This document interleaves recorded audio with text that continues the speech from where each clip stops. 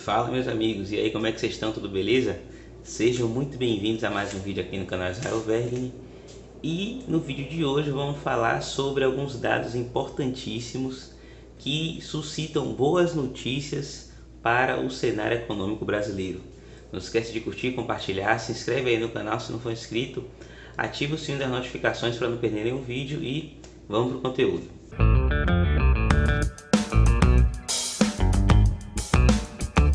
Bom, meus amigos, nos últimos dias nós tivemos acesso aí aos dados relacionados ao IPCA brasileiro do mês de maio. O IPCA é o principal índice de medida da inflação nacional e ele mostrou um arrefecimento em relação ao mês de abril. O índice ali apresentado demonstrou uma elevação média de 0,47% nos preços que são acompanhados, monitorados pelo IPCA, quando que em abril essa elevação foi de mais de 1%.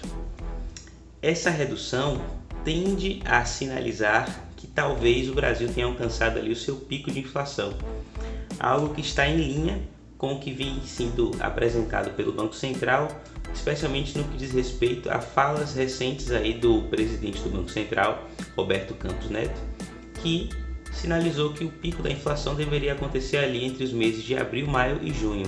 A partir de então, espera-se uma redução deste indicador. Bom, perfeito.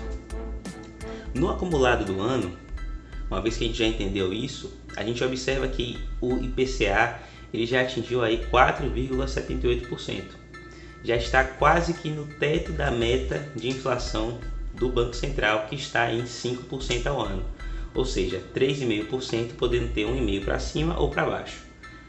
Essa movimentação do indicador também traz, na análise aí dos últimos 12 meses, um demonstrativo de elevação de preços na ordem aí de 11,7%, ou seja, bastante significativo, apesar do momento atual de alívio neste indicador. Quais foram os motivos para que houvesse aí redução? O principal fator foi justamente a questão da energia elétrica, que teve redução nas tarifas aí com a retirada das bandeiras tarifárias por conta aí das chuvas que a gente teve no final do ano e no início do ano, que de alguma maneira favoreceram sob o ponto de vista da gestão elétrica aí no Brasil. Se vocês olharem, tem um vídeo aqui no canal, vou deixar aqui nos comentários onde eu comento isso, que as chuvas que estavam sendo apresentadas naquela oportunidade poderiam se trazer um alívio no médio e longo prazo para o bolso do brasileiro e felizmente isso está acontecendo. Outro fator também que trouxe uma redução no indicador foi na questão aí da habitação, que teve uma redução no seu custo médio e portanto impactou positivamente aí para o bolso do brasileiro. Também faz sentido a gente entender que algumas medidas vêm sendo tomadas no sentido de combater ali frontalmente essa questão inflacionária, já que um dos principais fatores responsáveis pela elevação de preços tem sido justamente o aumento do custo com combustíveis, saúde, com vestuário. Então, propostas vêm sendo estudadas no cenário aí da política nacional e uma das propostas que vem mais sendo debatida nos últimos dias é justamente a limitação de um teto para a cobrança do ICMS de combustíveis e de outros tantos bens e serviços, tá? O que é o ICMS? Basicamente é um imposto de circulação de mercadorias que fica para o Estado. Esse imposto ele é bastante variável de Estado para Estado. Eu fiz um vídeo aqui no canal comentando desse impacto do ICMS na questão dos combustíveis, com foco especificamente aí na gasolina. Vou deixar aqui o link, tá? Mas aí vocês vão entender que existem estados que cobram 20%, quase 30% do preço do combustível está no ICMS e outros estados com alíquotas menores. A tendência é de que com a estabilização desse indicador haja uma redução na última ponta, né, do preço do combustível, favorecendo de alguma maneira a diminuição do custo com o deslocamento e para todos os custos que são correlacionados com essa cadeia. Faz sentido a gente salientar também que o Brasil ele adotou algumas políticas, especialmente no sentido de favorecer o aumento da oferta de produtos importados como medida de oferecer soluções de repente com preços mais interessantes para o consumidor brasileiro. E essas medidas, especialmente aí de redução de tributos, foram anotadas, meus amigos, pasmem, tá? Pelo Washington Post. Sim, um dos jornais mais tradicionais aí dos Estados Unidos fez uma reportagem inteira mostrando que o Brasil está apontando a principal alternativa, a alternativa mais consistente para poder lidar com essa inflação global, que é justamente via tributos, via redução da tributação.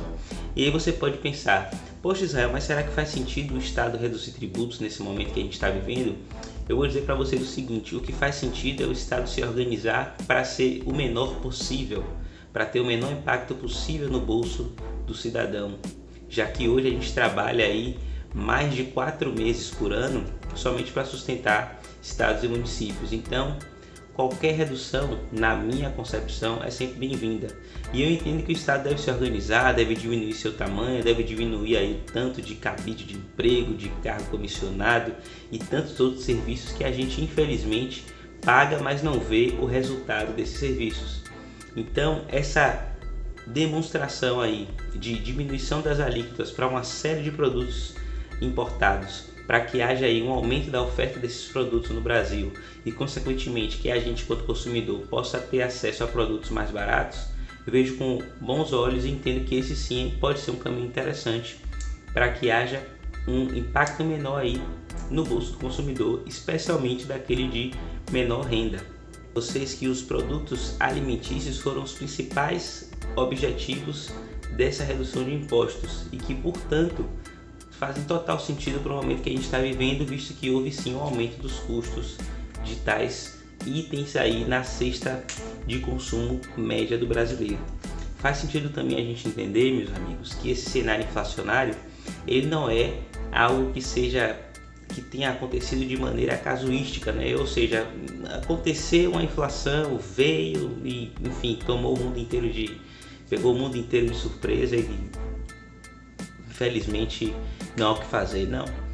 A ciência econômica, ela demonstra pra gente que as medidas que são tomadas ali, especialmente pelos banqueiros centrais, têm consequências, infelizmente, meio que no curto prazo e que demandam bastante tempo para serem sanadas.